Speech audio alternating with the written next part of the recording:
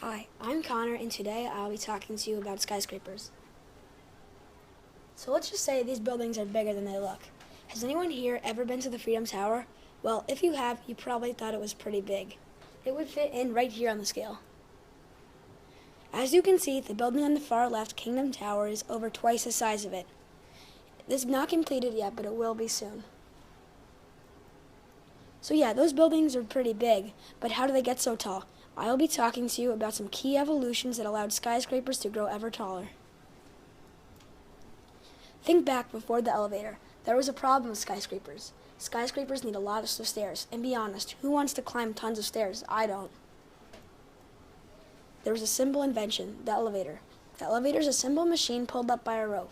But what if the rope snaps? You're falling to your death. Who wants to go on an elevator with the chance of dying? That was the case until 1852, when a man named Elijah Graves Otis invented the first ever safety elevator. His safety system worked like this.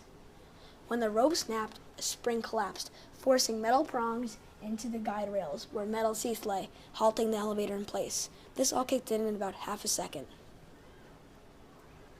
So once you had an elevator, the skyscraper was possible. This is the Monadnock building in Chicago. This building is made out of stone and is extremely heavy. Eventually, from the weight of the building, it sunk 22 inches into the ground. Since it only sunk 22 inches, this building was still an overall success, but it was the tallest a stone skyscraper could get.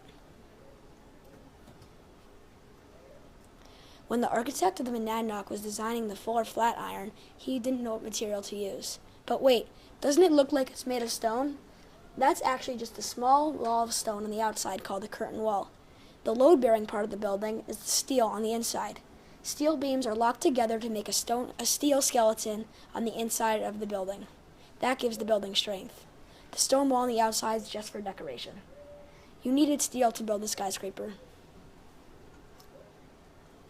Next, I'll be talking to you about some skyscrapers that really rose up to the challenge of natural phenomena, such as solar radiation, tsunamis, earthquakes, and other natural disasters. This is the United Nations building in New York. Since it is a glass building, light would flood the building and make it bright. But solar radiation would also flood the building and make it very hot very quick. And since the walls were sealed glass windows, the heat couldn't escape. So you needed air conditioning. The air conditioning was invented by an American engineer named Willis Carrier. His machine worked like this. Water was sprayed out and hot air was sucked in, cooling the air. The cooling problem was solved.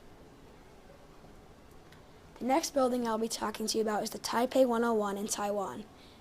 Taiwan is in the Pacific Ring of Fire, which is one of the most earthquake-prone places in the world. How do you make a huge building where on average an earthquake hits twice a year? This is how they did it. They put 36 steel beams with reinforced concrete and filled up. But the rest of the building was elastic, which made it easy to flex and roll with the punches that Mother Nature threw at it. Another special feature about this building was that the steel ball inside it, called the tune mass damper. The tune mass damper rolled inside it, countering all motion from the earthquakes.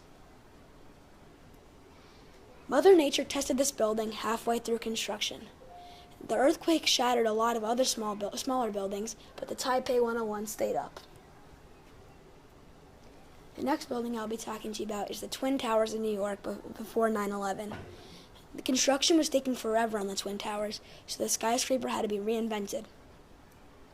Their solution to the problem was to prefabricate pieces and then assemble them like a giant jigsaw puzzle. But wait, how do you lift up these huge pieces? Cranes, of course, but the cranes they used for the Twin Towers were very unique. These were called kangaroo cranes, and I will tell you why they're called that. These cranes could actually hop.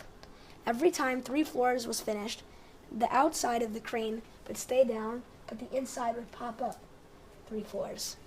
These cranes could also lift 50 tons and are still the ideal cranes used today.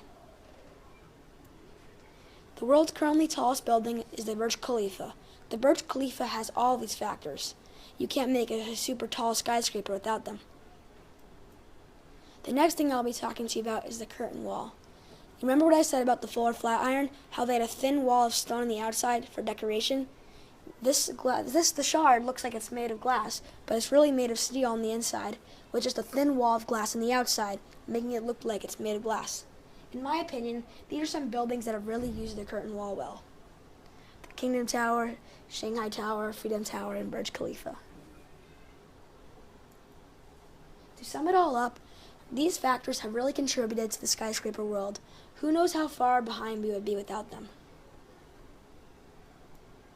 How tall do you think we can build in the future? I have to give a big thanks to Matthew Hulsey of Margulis Hulsey Architecture for helping me with my research and taking me on a site visit. How tall do you think we can build? For more information, go check out my blog at blogs.scarsdaleschools.org/Yemashevsky26. Thank you.